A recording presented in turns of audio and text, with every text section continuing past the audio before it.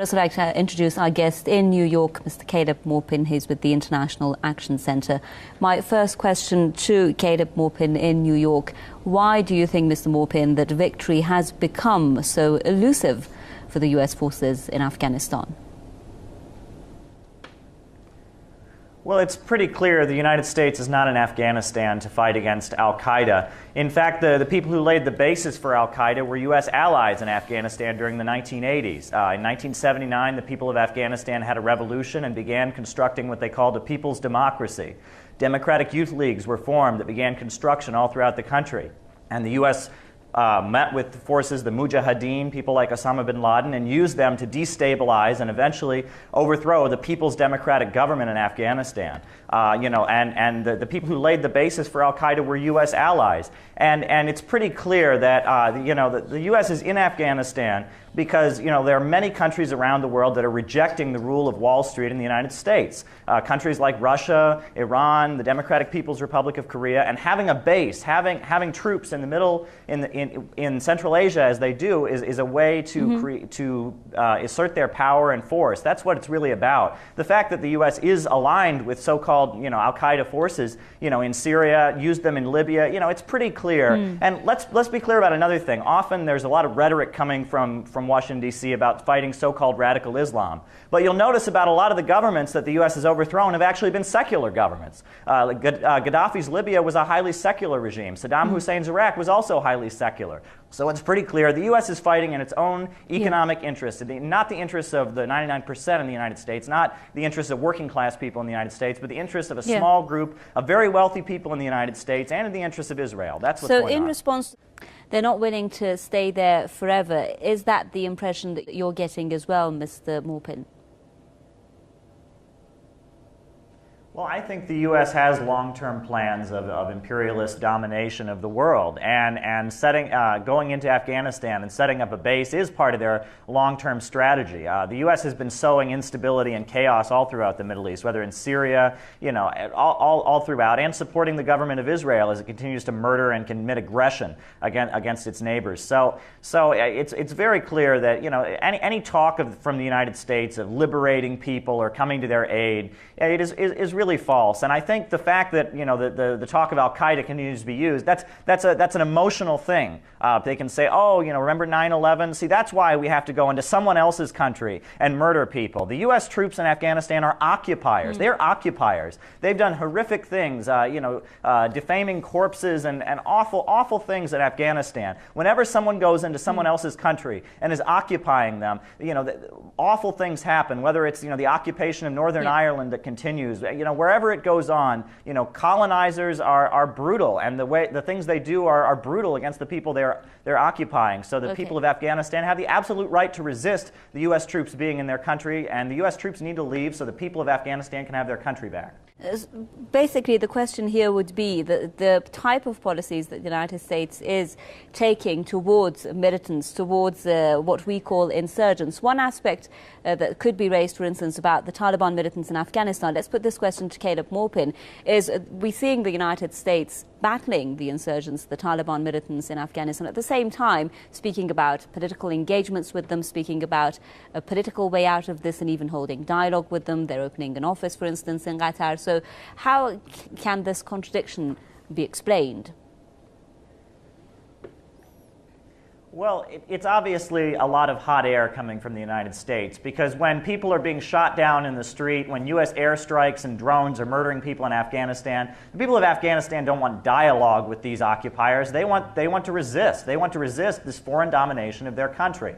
And when the Mujahideen, were sent into Afghanistan, and the Soviet troops went in to defend the People's Democratic Government in Afghanistan. That was nothing like what the U.S. is doing now. The Soviet Union sent troops in at the request of the popular government of Afghanistan, and while they were there, not only did they defend them against the Mujahideen forces sent in by the United States, they also engaged in agricultural aid, and they did all kinds of tremendous things for the people of Afghanistan. And the people of Afghanistan largely supported the Soviet intervention against the forces, the Mujahideen, and the forces that were sent in by the United States.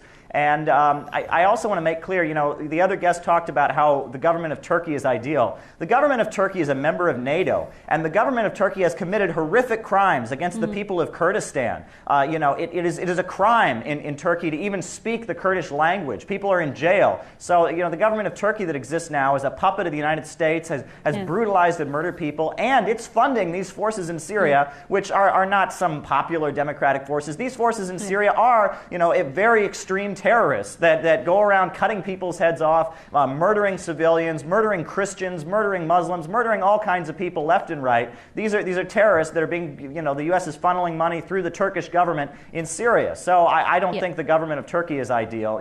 I don't think that's the case at all. Okay, all over the world, the U.S. is funding, Al-Qaeda-like forces to commit crimes, and it's pretty clear the U.S. is trying to export its economic exploitation around the world, and the people of whether it's in Afghanistan, Mr. Iraq, Maupin, I'll stop you there if I may.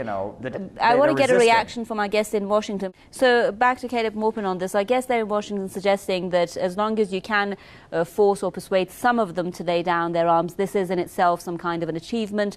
But we have people who are saying that unless all foreign forces leave Afghanistan, peace and security is not going to come to the country. What's your idea? I think the people of Afghanistan have the absolute right to fight against the foreign domination of their country, and I think they will never be content with U.S. troops or U.S. puppets occupying their country and exploiting them.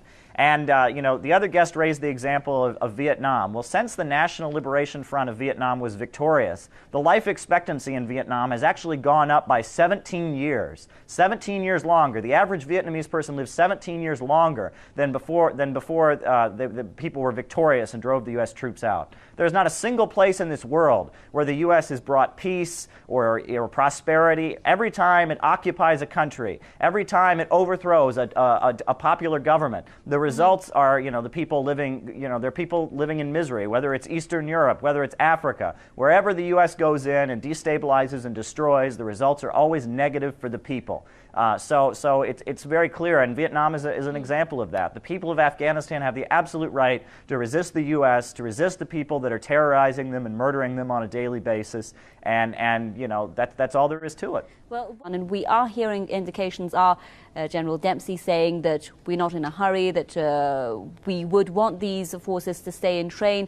What will be their role and why would they be in Afghanistan? A lot of people suggesting that the U.S. is after permanent bases. What do you think? Well, if the U.S. troops continue to stay in Afghanistan, they will not be there to aid the people of Afghanistan, and they will not be there to help the people of the United States either. They will be there to further the aims of Wall Street and of Israel, and to further protect the interests of U.S. economic banking institutions and the wealthy 1% of the United States. Right now, all across this country, post offices are closing, schools are being closed down, hospitals are being shut down. This money should be spent on human needs. This money should be spent here at home in the United States to aid the people of the U.S. in this time of economic crisis with large unemployment. It should not be spent on murdering innocent people in Afghanistan and further occupying Afghanistan. The U.S. troops need to leave. They need to come home to be with their families, and the U.S. needs to stop acting as an exploitive imperialist force around the world. We need to strive for the kind of thing that the revolutionary government of Afghanistan strived for: people's democracy, equality, full employment, things like that. And it's a shame that the U.S. sent in the Mujahideen to tear down a people's democratic government in Afghanistan. Caleb Maupin with the International Action Center with us there live from New York. Thank you very much. We have run out of time. A big thank you